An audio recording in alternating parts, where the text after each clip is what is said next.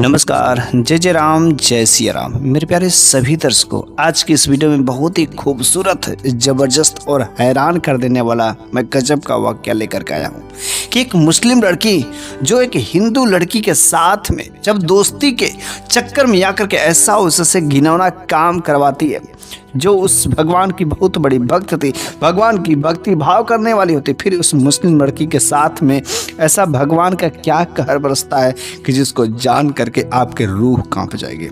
इसलिए आप इस प्रकार की यदि आप कहानियां सुनने के लिए बहुत ही इंटरेस्टेड रहते हैं तो आप हमारे चैनल को अभी तक सब्सक्राइब नहीं किए हैं तो सब्सक्राइब अवश्य कर लीजिए। तो चलिए हम लोग इस घटना को, इस कहानी को बिना देरी के बिल्कुल शुरू ही कर देते हैं। बहुत पहले की बात है कि जब उस समय की बात है कि जब पाकिस्तान और हिंदुस्तान का बंटवारा नहीं हुआ था। उस समय की बात है कि हमारे भारत में ही दो आसपास में घर थे।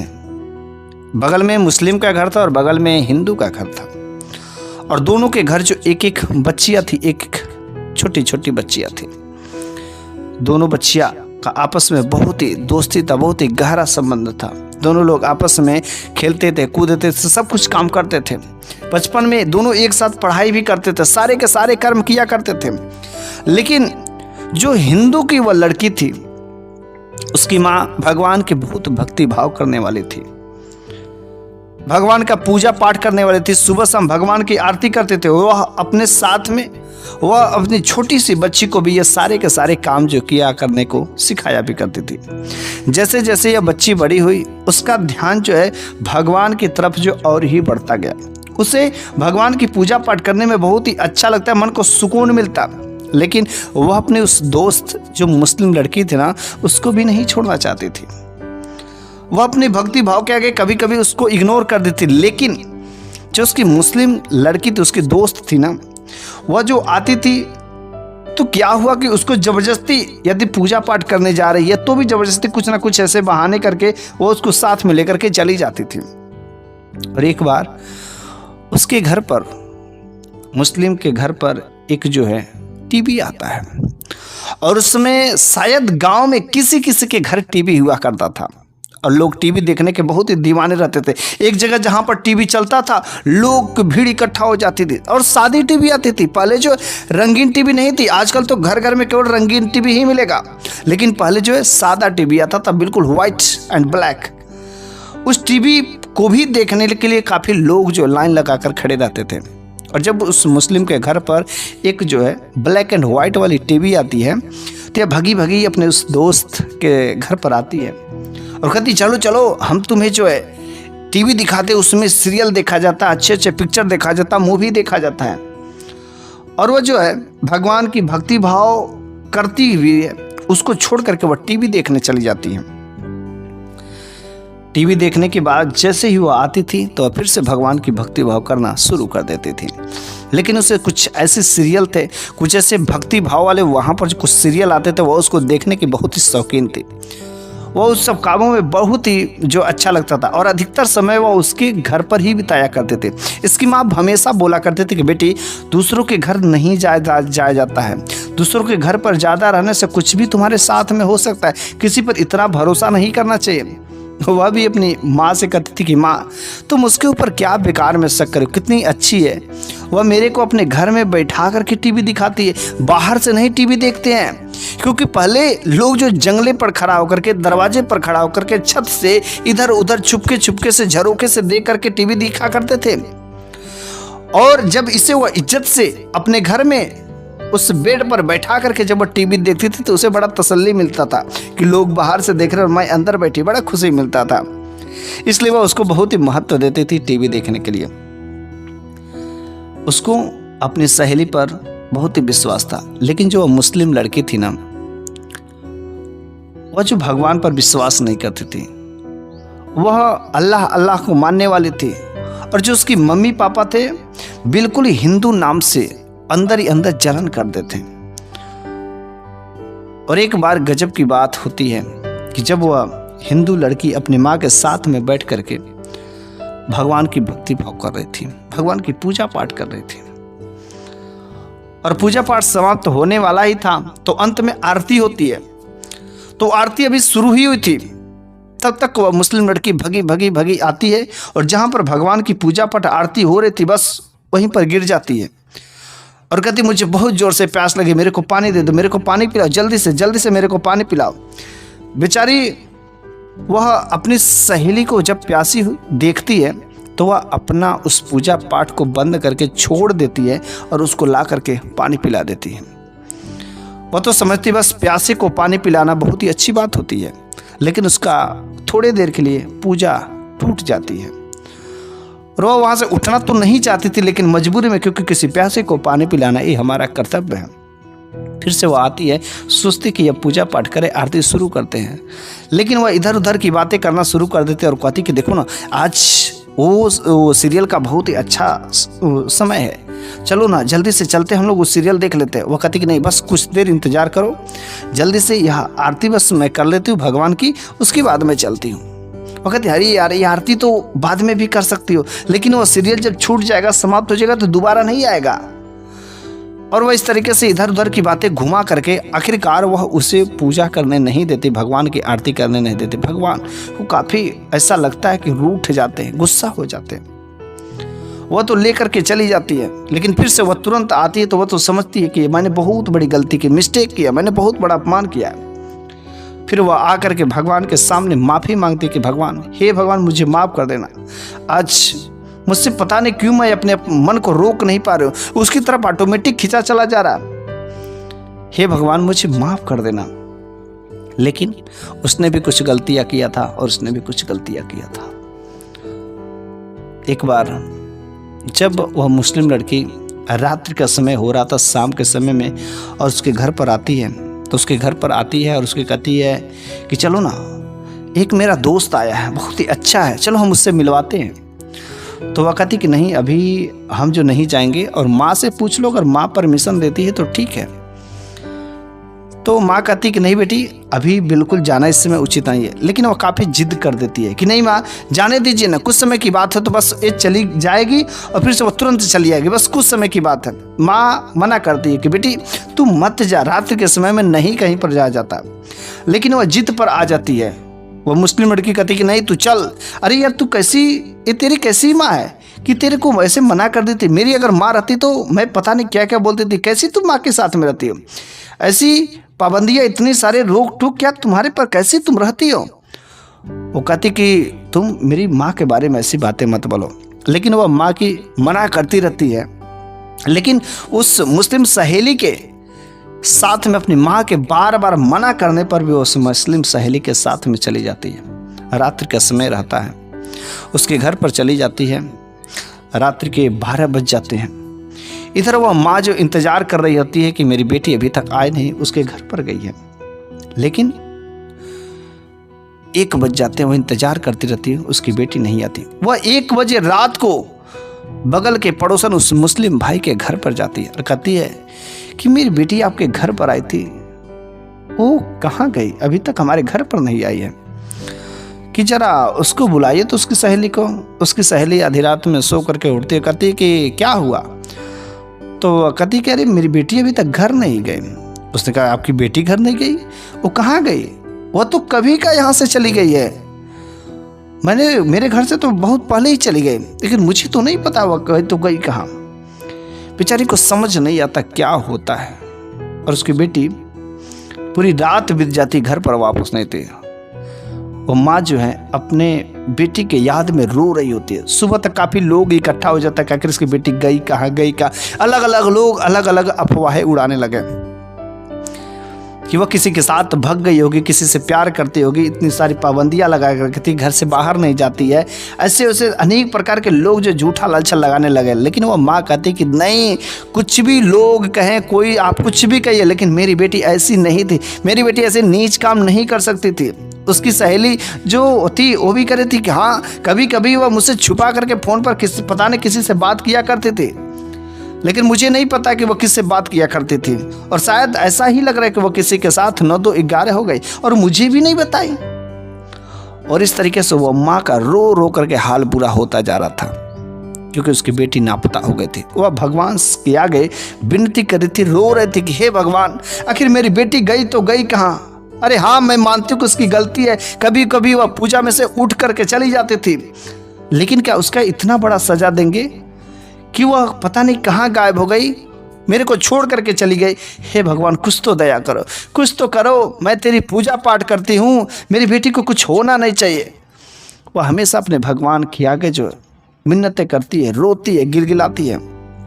लेकिन अचानक जो वो मुस्लिम सहेली थी, वह तो घर पर आराम से रह रही थी। उसको ऐसा लग रहा था कि कुछ हुआ ही नहीं है। उसकी सहेली जब से घर से गायब हुई थी तब से एक बार भी उसके घर पर नहीं आई थी, उस माँ का हाल पूछने एक बार भी नहीं आई थी।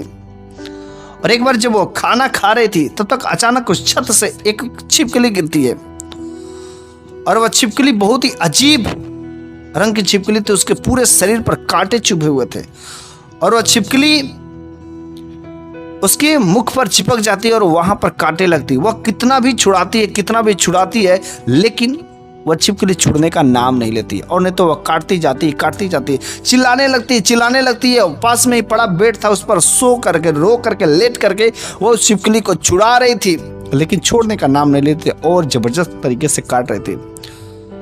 और वहां पर जब चिल्ला रही थी तो वहां पर धीरे धीरे लोग इकट्ठा होने लगे। उसके अब्बू, उसके माँ, सारे के सारे लोग इकट्ठे होते गए। वो छिपकली कितनी खतरनाक, और यह देखते ही देखते ऐसा लग रहा था कि उस बेड में से पता नहीं कितनी सारी छिपकलियां निकल रही, उसके पूरे के पूरे शरीर को छाप ले रही है। वह अपने अब्बू से, अपनी माँ से कहती कि माँ मेरे को बचा लो, छिपकली से बचा लो, माँ मेरे को बचा लो। लेकिन जब उसकी माँ, उसके अब्बू लोग उसको बचाने जाते छिपकली से, तो एक नहीं कई सारे छिपकलियों का आक्रमण होना शुरू हो जाता था। ऐसा लगता था कि उसकी छिपकली उसके ऊपर भी आक्रमण कर देते। इस वजह से कोई भी उसे छुड़ाने से बचते थे, कोई नहीं छुड़ाने जाता था। और जैसे जैसे उस छिपकली का जहर जो उसके शरीर में फैलता जाता था, उसका शरीर फूलता जाता था। उसे समझ नहीं आता है आखिर हो क्या गया। और कुछ समय बाद उसका शरीर में जहर इतना फैल जाता है कि जो उसका चिल्लाना होता है शांत हो जाता है, वह मूर्छित हो जाती है। और अचानक धीरे धीरे धीरे धीरे सारी छिपकलियां वहां से हट जाती है। तब तक जो है वहां पर काफी भीड़ लग गई थी, और उसी रास्ते से एक साधु बाबा गुजर रहे थे, जो भगवान के बहुत ही बड़े भक्त थे, पक्के भक्त थे। जब उस भीड़ को देखते तो वो उस भीड़ की तरफ जाते हैं, कहते आखिर यहाँ पर ऐसा क्यों मजमा लगा हुआ है, यहाँ पर इतने लोगों की भीड़। और जब साधु बाबा उस लड़की को देखते कि यह मूर्छित पड़ी हुई, लोगों ने बताया कि इसे छिपकली ने काट लिया, छिपकली के समूह इसके ऊपर अटैक कर देते। साधु बाबा ने सोचा कि आज तक मैंने किसी को छिपकली का काटना नहीं सुना था, अवश्य इसने कुछ ऐसा गलती किया होगा जिसकी वजह से इसको अपने करने का सजा भुगतना पड़ा है।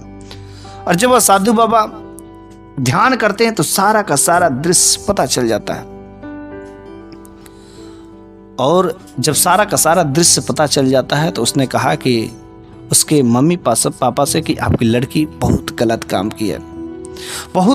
की है, अपनी सहेली के साथ में, अपने दोस्त के साथ में, जो इस पर भरपूर भरोसा करते थे, विश्वास करते थे, लेकिन शायद इसको पता नहीं कि वह भगवान की कितनी बड़ी भक्त थी।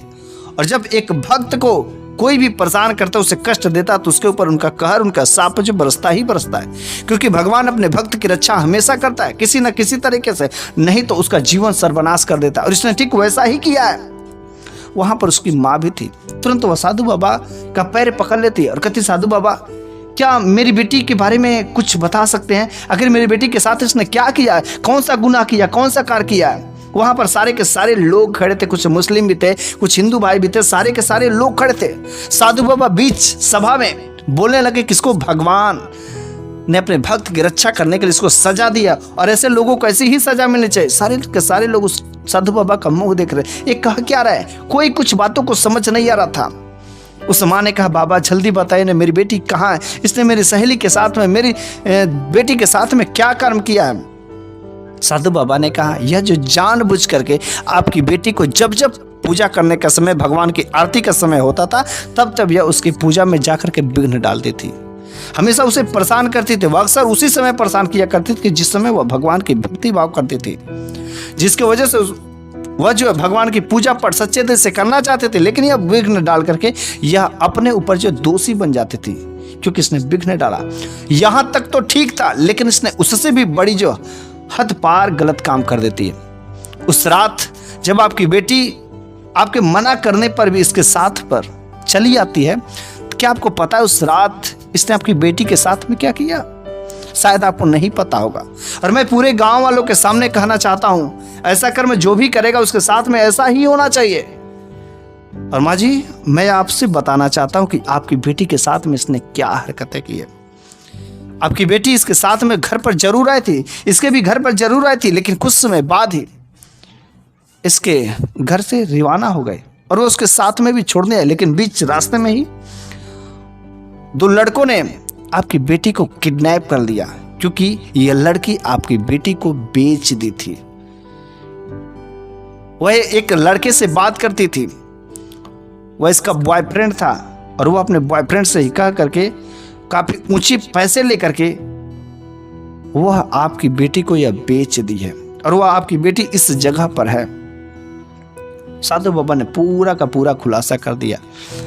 तुरंत वह मुसलमान भाई, उसके अब्बू जान और जो भी माँ थे, उस साधु बाबा के पैरों में गिर जाते कि बाबा, हाँ मैं मानता हूँ कि मेरी बेटी ने गलती किया है, लेकिन बाबा क्या इसका कोई रास्ता नहीं है? बाबा मेरी बेटी को बचा लीजिए, जो करना पड़े सब करेंगे, बस बाबा मेरी बेटी को बचा लीजिए।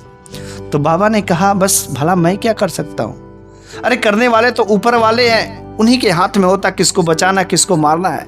अगर गलती की क्षमा मांगनी तो मेरे आगे मत क्षमा मांगो, उस भगवान के आगे दरबार में जाकर के क्षमा मांगो। अगर उनकी कृपा लगेगी तो अवश्य आपकी बेटी जीवित हो जाएगी। लेकिन वैसे अगर आप लोग भगवान से क्षमा मांगेंगे और भगवान के आगे नतमस्तक होंगे तो अवश्य हो सके मैं भी भगवान की दुआ करूंगा, आपकी बेटी के लिए प्रार्थना करूंगा, आपकी बेटी अवश्य जीवित हो जाएगी, सही स्थिति में हो जाएगी।